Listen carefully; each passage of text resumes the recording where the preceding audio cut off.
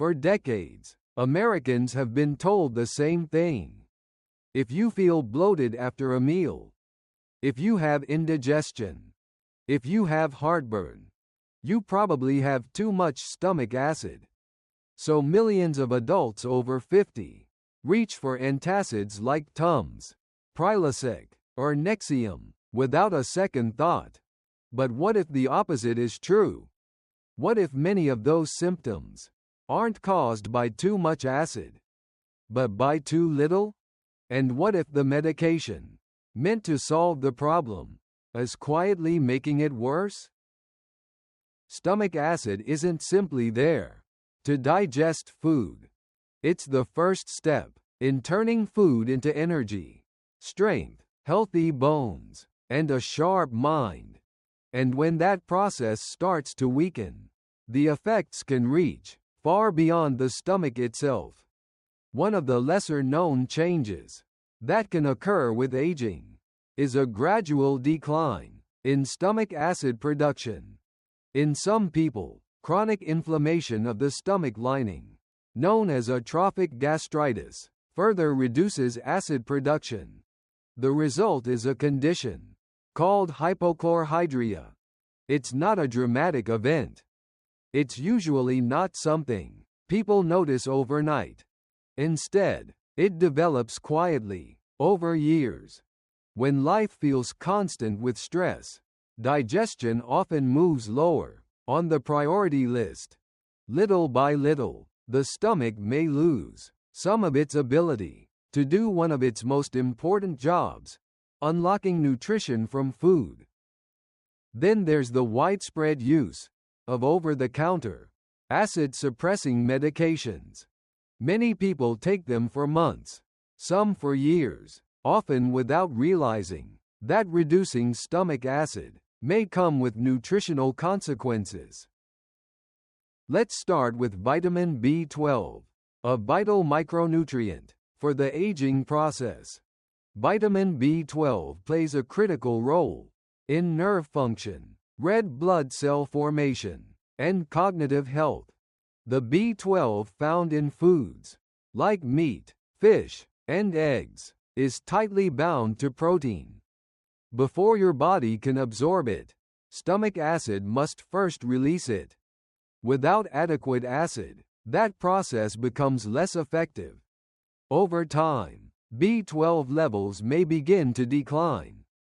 Brain fog, memory difficulties, persistent fatigue, numbness and tingling in the hands and feet. What's especially concerning is that some symptoms can resemble age-related cognitive decline. Sometimes people assume they're simply getting older. Meanwhile, an underlying nutritional deficiency may be contributing to the problem. But B12 is only the beginning. Then there is calcium and magnesium. Many Americans spend thousands of dollars on calcium supplements every year. Yet the more important question is whether that calcium is actually being absorbed before it ever reaches the bones. Calcium must first be dissolved and ionized before it can be effectively absorbed in the small intestine. Stomach acid plays a crucial role in that process. When stomach acid levels are low, calcium absorption may decline. You may be swallowing calcium tablets every day, while absorbing far less than you think. Over time, weaker bones can mean a higher risk of fractures and a greater threat to independence. Magnesium faces similar challenges. This essential mineral supports muscle function, heart rhythm, nerve signaling, and hundreds of biochemical reactions.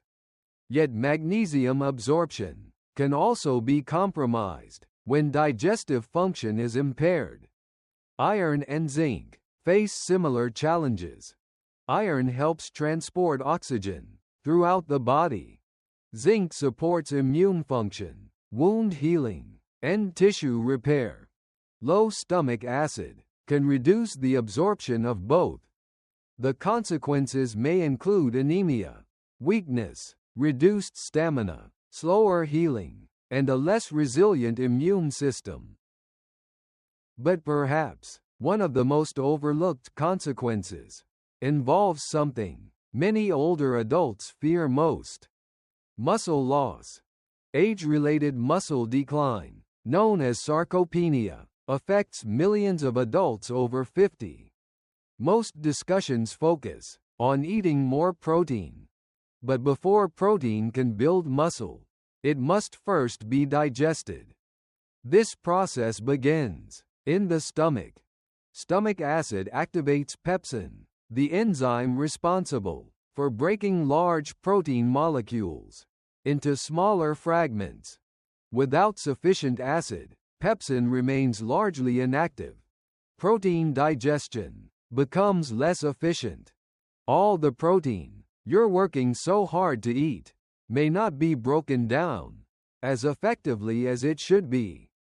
And when less protein is available for repair and rebuilding, the effects may gradually show up in muscle mass, strength, and physical independence. Yet the story doesn't end there. Because stomach acid serves another critical purpose. It protects us. Every day, bacteria enter the digestive tract through food and drink. A healthy acidic environment destroys many of these microbes before they can cause problems. But when stomach acid weakens, that protective barrier weakens too.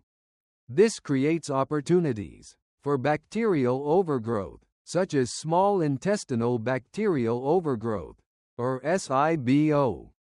These microbes ferment food. They produce gas. They create pressure. And that pressure often pushes upward. Ironically, in some people, this may contribute to reflux-like symptoms, which creates a cruel cycle. Low stomach acid contributes to bacterial overgrowth. Bacterial overgrowth contributes to reflux-like symptoms. The symptoms are mistaken for excess stomach acid. More acid-suppressing medication is taken, and the underlying problem becomes even worse. So how might someone recognize the possibility of low stomach acid?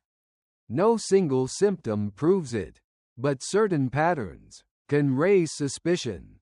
Feeling unusually full after eating small meals. Bloating shortly after eating meat. Visible food particles in stool. Brittle nails. Hair thinning. Persistent fatigue. Recurring nutrient deficiencies, despite a healthy diet. Some people explore a home baking soda test. While popular online, its scientific reliability is limited.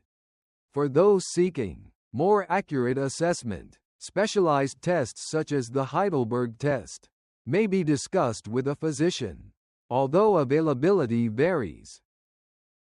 The good news is that digestion often responds well to simple supportive habits.